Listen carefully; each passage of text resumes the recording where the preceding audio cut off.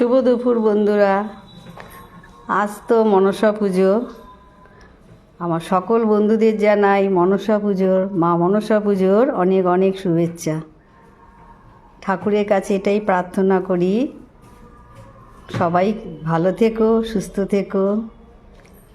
আজ তো আমাদের গরম ভাত খেতে নেই। দেখো আমি কি রান্না করেছি। এই যে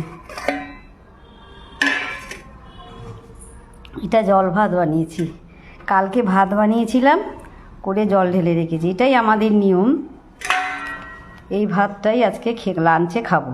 এই যে ভাত করেছি, কাল রাতে ভাতটা বানিয়ে জল ঢেলে রেখেছিলাম। ভাতের সাথে দেখো কি কি আছে একবার দেখে নাও।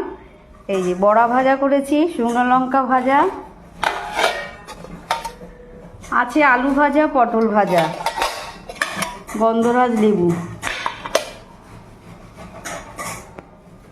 এই হচ্ছে আমার দুপুরের আর আজ লাঞ্চের মেনু।